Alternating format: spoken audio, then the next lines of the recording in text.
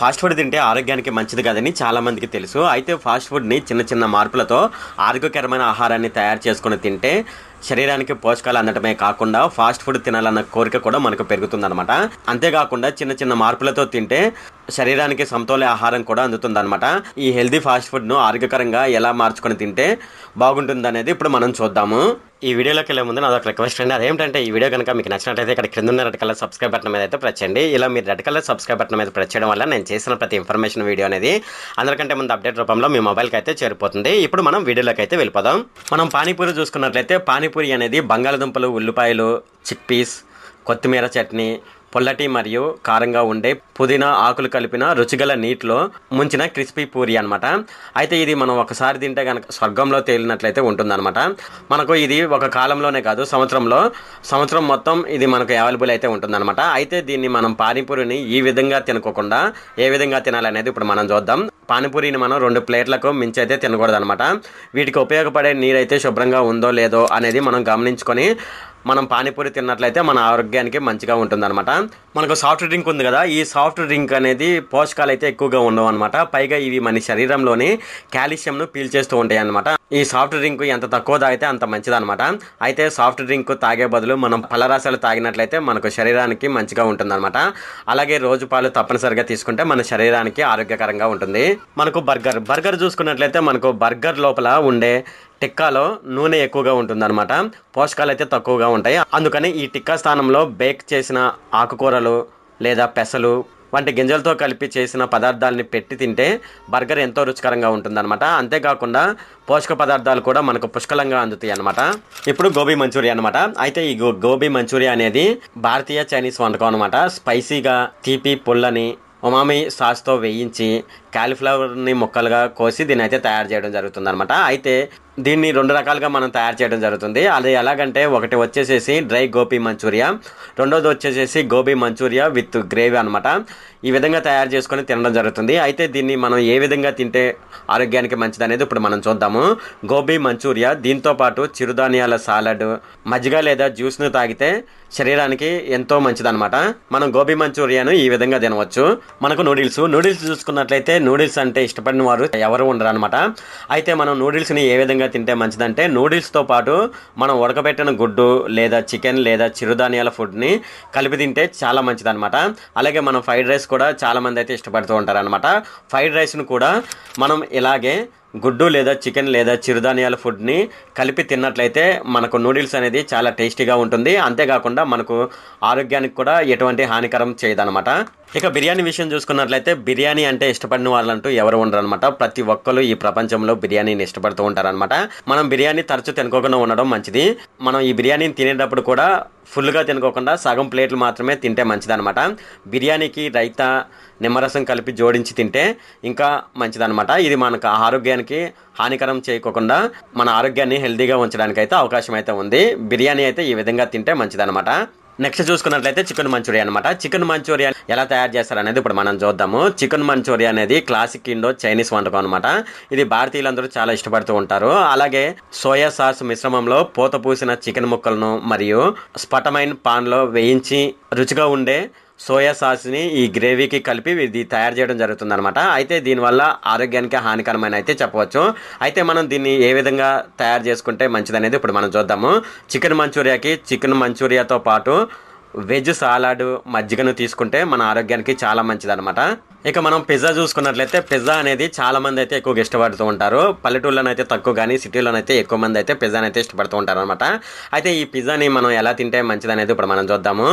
Pizza పైభాగంలో కూరగాయలు, తక్కువ ఫ్యాట్ ఉన్న వెన్న, ఆకుకూరలతో ట్యాపింగ్ చేసి తింటే చాలా మంచిగా ఉంటుంది. అంతేకాకుండా మంచి రుచికరంగా కూడా ఉంటుందన్నమాట. మనం పిజ్జాని ఈ విధంగా తిన్నట్లయితే మన ఆరోగ్యానికి మేలు కలుగుతుంది అనమాట. ఇకపోతే ఎనర్జీ డ్రింక్ అనమాట. మనకు ఎనర్జీ డ్రింక్ తాగిన వెంటనే మనకు ఎనర్జీ వచ్చినట్లు అనిపిస్తుంది. ఎందుకంటే దీనిలో బి విటమిన్లు బాగా ఉంటాయి అనమాట. రోజు మనం ఒక ఎనర్జీ డ్రింక్ని మించి తాగకూడదు అనమాట. కెఫిన్ విషయంలో కూడా మనం జాగ్రత్తగా ఉండాలి. ఈ కెఫిన్ ఉన్న సాఫ్ట్ డ్రింకులని ఎక్కువగా తీసుకోవడం వల్ల మనకు నిద్రలేని సమస్యకైతే దారితీస్తుంది అనమాట. ఎనర్జీ డ్రింక్లో కూడా కెఫిన్ ఉంటుంది. ఎలాంటి పరిస్థితుల్లోనూ ఎనర్జీ డ్రింక్ని మనం ఆల్కహాల్తో కలిపి తాగకూడదు అనమాట. మనకు చెన్నా చాట్ అనమాట. ఈ చెన్నా చాట్ని మామూలుగా చెప్పాలంటే కట్టమిట్ట చెన్నా చాట్ అని కూడా అంటారు అనమాట. ఇది స్వీట్గా మరియు పుల్లగా ఉంటుంది. స్వీట్ టామరిండ్ చట్నీకి కొద్దిగా బెల్లం కలిపితే మంచి టేస్ట్ అయితే వస్తుంది అనమాట. చెన్నా చాట్లో పుష్కలంగా పోషకాలు అయితే ఉంటాయి అనమాట. తినడానికి ఎంతో రుచికరంగా ఉంటుంది. సో చెన్నా చాట్ అయితే మన ఆరోగ్యానికి చాలా మంచిది. ఇక బేల్పూరి చూసుకుందాము. బేల్పూరి అనేది మంచి రుచిగా ఉంటుంది.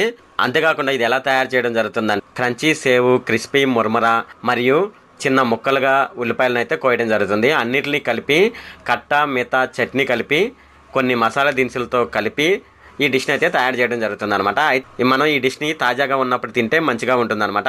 ఒకవేళ తాజాగా లేకుండా తిన్నట్లయితే ఇది తడిగా అయితే ఉంటుందన్నమాట. అందుకనే దీన్ని ఫ్రెష్గా తినడం చాలా మంచిదన్నమాట. అయితే మనం దీన్ని ఏ విధంగా తింటే మన ఆరోగ్యానికి మంచిది అనేది ఇప్పుడు మనం చూద్దాము. బేల్పూరికి పూరి నట్స్ను కూడా జోడించి తింటే ఎన్నో పోషకాలు అయితే శరీరానికి అందుతాయి అనమాట. ఇక తర్వాత చూసుకున్నట్లయితే మనకు దహీపూరి అనమాట. ఈ దహీపూరి అనేది భారతీయుల అల్పాహారం అని మనం అయితే చెప్పవచ్చు అనమాట. ఇది ఎక్కువగా మహారాష్ట్రలోని చాలా ప్రత్యేకమైంది. ఫస్ట్ ముంబైలో స్టార్ట్ అయ్యి తర్వాత ఇది మహారాష్ట్రకి అయితే రావడం జరిగింది అనమాట. సో ఇది చాలా బాగుంటుందని చాలా మంది అయితే అంటున్నారు. నేనైతే తినలేదు. ఒకవేళ మీరు దహీపూరి కనుక తిన్నట్లయితే కింద ఉన్న కామెంట్ సెక్షన్లో అయితే తెలియజేయండి. ఇప్పుడు మనం ఈ దహీపూరిని ఎలా తయారు చేస్తారనేది ఇప్పుడు మనం చూద్దాము.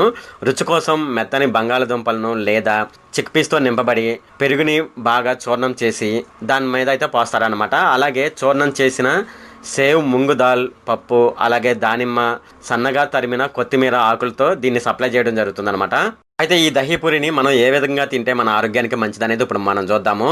దహీపూరిని ఉల్లిపాయలతో కలిపి తింటే చాలా మంచిది అనమాట. ఇది ప్రోబయోటిక్ స్నాక్ అనమాట. యాంటీబయాటిక్ చికిత్స తర్వాత దీన్ని పేషెంట్కి పెడితే చాలా మంచిది అనమాట. పేషెంట్ అయితే త్వరగా కోలుకోవడానికి అవకాశం అయితే ఉంటుంది. తర్వాత చూసుకున్నట్లయితే సేవ్ పూరి అనమాట.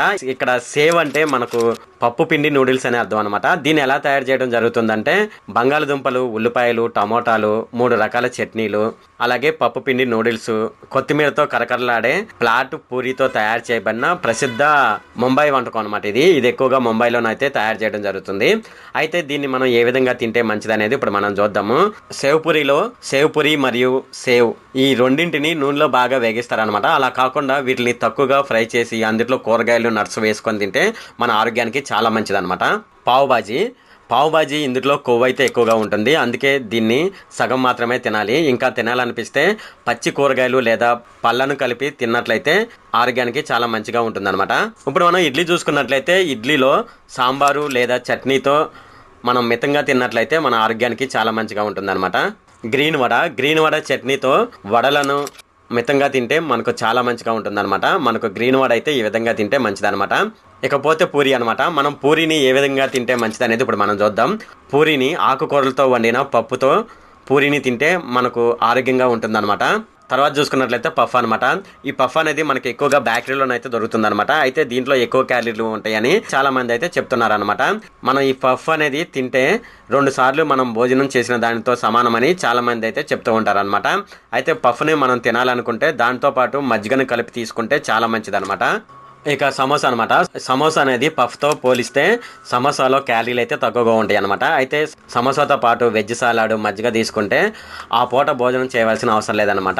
ఇది మనం ఫాస్ట్ ఫుడ్ అనేది ఫాస్ట్ ఫుడ్లా కాకుండా దాన్ని కొద్దిగా చిన్న చిన్న మార్పులతోనైతే మనం ఈ విధంగా తిన్నట్లయితే మన ఆరోగ్యానికి చాలా మంచిదన్నమాట. ఇది ఫ్రెండ్ ఈ వీడియోలో. ఈ వీడియో కనుక మీకు నచ్చినట్లయితే ఇక్కడ కింద ఉన్న రెడ్ కలర్ సబ్స్క్రైబ్ బటన్ మీద అయితే ప్రెస్ చేయండి. అలాగే ఈ వీడియోని మీ ఫ్రెండ్స్ అండ్ ఫ్యామిలీ మెంబర్స్కి అయితే షేర్ చేయండి. అలాగే ఈ వీడియో సంబంధించి ఏమైనా కామెంట్లు ఉన్నాయనుకోండి, నాకు తప్పనిసరిగా కింద ఉన్న కామెంట్ సెక్షన్లో అయితే తెలియజేయండి. ఈ వీడియో ఎంత friend. Okay, thank you friend.